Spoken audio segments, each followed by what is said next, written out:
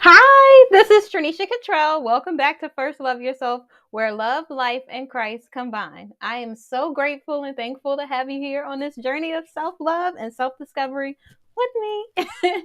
In today's video, we're going to be talking about communication, how to communicate. But before we get started, if you're new here, don't forget to hit the subscribe button and give me a thumbs up so that you never miss out on more uplifting content. So get comfortable because we are about to get into it. Let's go. So, communication. It's so funny. I always have to start it with a story, but I feel like it's relevant. So, I was really feeling my feelings. Transparency is the best thing because that's the only way to get through to people. So, I was in my feelings last night and I was really feeling like, oh my gosh, I had that moment that a lot of us have when we're really trying to grow, we're really trying to learn, we really want to become a better person. And I was really feeling like, oh my gosh, am I doing enough in my life?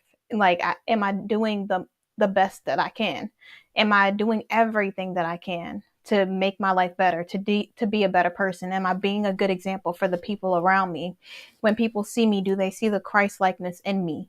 Like, I want to be that light that shines because Christ is a part of my life. I want people to see the joy that is only from God. I want people to see that peace that surpasses all understanding because God is a part of my life. And last night I was really hammering down on myself. Like, I was really feeling all the feelings, and I was just like, I don't know if I'm doing the right thing. I don't know if I'm doing enough. And I feel like it's important for me to be transparent because I never want to sit here and pretend as if I'm perfect because I'm flawed just like every other individual. The only difference is I keep going, and some people don't. Some people want to give up. Some people don't want to keep striving for their dreams or keep going towards their future, for their purpose in their life. They don't want to live their destiny and be in purpose, but I do. And even when it gets hard, even when I feel like nothing's happening, even when I feel like I'm stagnant, I'm on the same level, I keep going. And last night I was trying to deal with everything by myself. I was just like, I have to do this by myself. I can't call anybody, I can't text anybody. Nobody else is going to understand.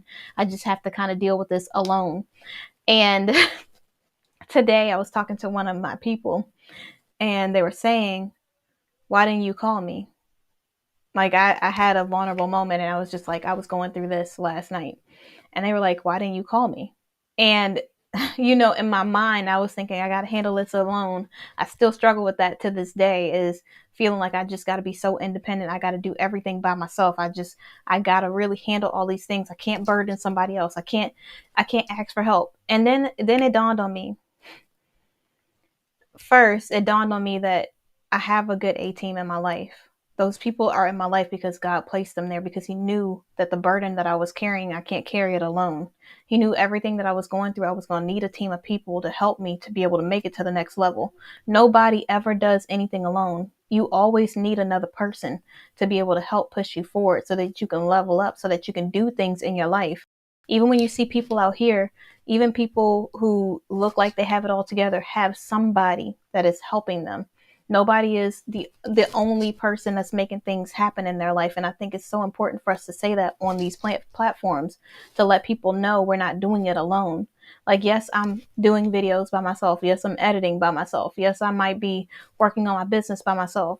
But there are people that are encouraging me in my life. There are people who are around that are like a listening ear. There are people that are a shoulder to cry on. There are people who are encouraging me, who are helping me in life. And they're helping me because they care about me. They're helping me because God placed them in my life so that I won't have to do it alone. And, sometimes you go through things in the past, or you have people in your life that hurt you, and you just feel like, I can't call this person, I can't text this person, I can't reach out to these people because they're going to do this. You don't even realize you got PTSD. You don't even realize that you're thinking that this person is like someone from your past when they're nothing like that person. You don't even realize that God blessed you with those people so that they could help you. And I think it's important for us to understand that, listen, nobody does it alone. Also, learning how to communicate. If, like, the me having a conversation would have lift a burden off my shoulders. For those of you that don't know, like, when I first started college a long time ago, I was going for psychology, as a psychology major because I wanted to study minds. You know, I really wanted to learn about the psychology of different people. I wanted to learn how people think, their thought processes, and things of that sort, things of that, sort. And so I I really was so into Sigmund Freud and all of the great psychologists who studied all of these different theories and just different things that lead to human evolution. Oh my goodness, can I talk? That really do allow you to learn how to be able to treat like mental issues or things that you might be struggling with in life. And one of the greatest forms of healing or greatest forms of psychology that they have out there is sociology. Sociology is a term that's used meaning that you communicate. You communicate your feelings, you talk to people. It's when you call up that friend and you tell them what's going on, and all of a sudden the burden is lifted off your shoulders because you're able to socialize the struggles that you're going through. And I think that communication is so important because one conversation could change everything. I was reading a book once, and in the book it said something like some people are so mad, or they have like this situation that seems like there's no solution to it, and the whole time it could have been an easy fix with proper communication. And I think that's so true because a lot of the negativity, a lot of the things that are going on happen in our mind, and it's not something that's reality. We'll think, oh, this person doesn't like me, this person this person that.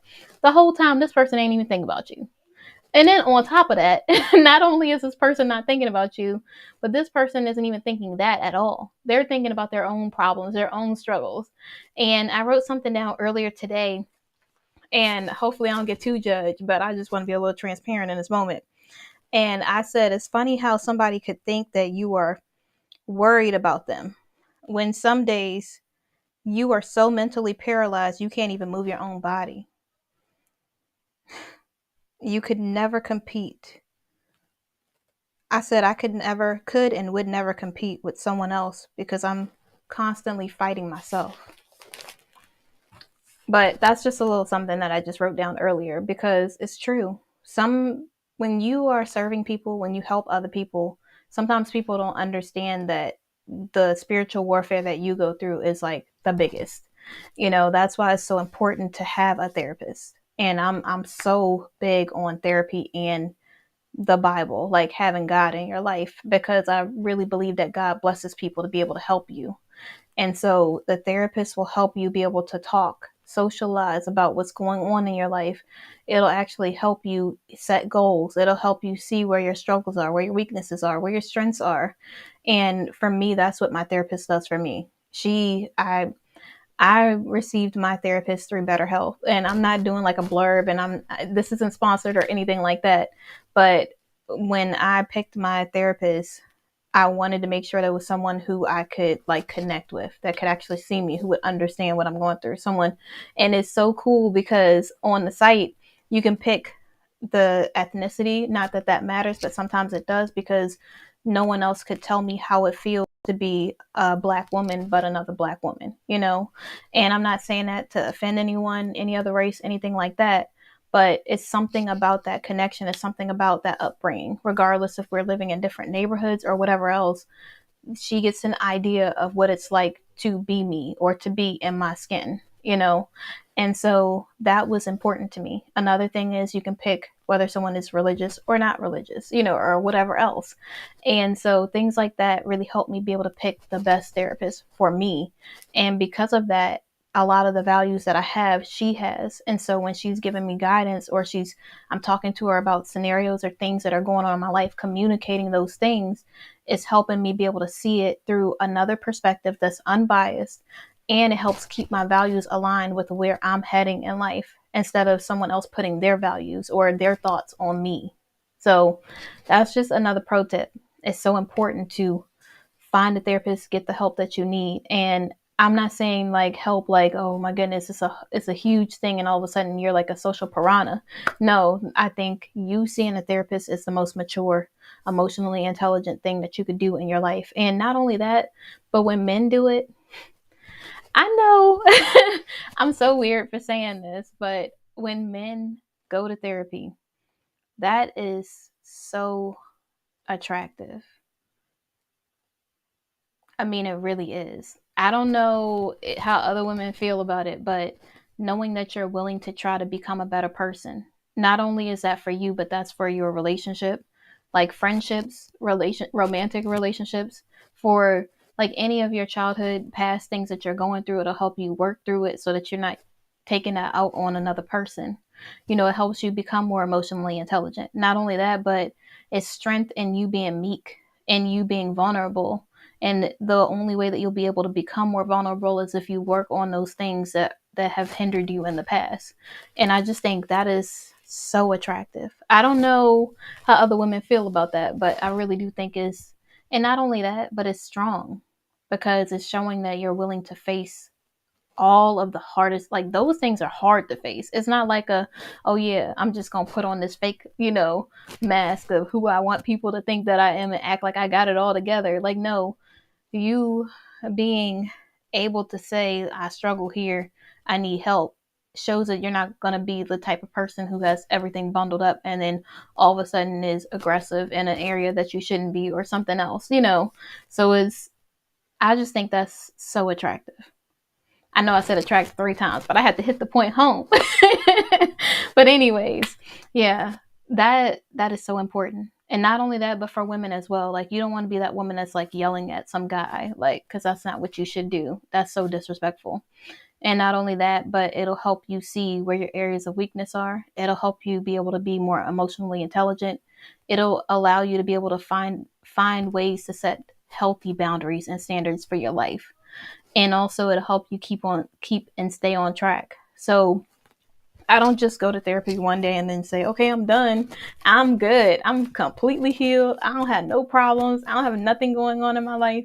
No, I go like every 2 weeks to therapy, unless, there's a break or something else happens, like she's traveling or whatever else, then, or if I'm traveling, like usually I'd go the next week or something like that. And so it's important to like have regularly scheduled visits so that you can communicate, you can socialize, you can get those things out, you can find areas that you want to improve on. And then also my therapist helps me reach different goals that I have. So if it's something that I'm afraid of or something that I struggle with, she can send videos, she'll send PDFs or books that she thinks will be interesting to me, and I'll read those books so that I can grow emotionally, so I can become more emotionally intelligent, so I can have more knowledge, so I can educate myself, so that I can grow, evolve, and become the person that I was created to be.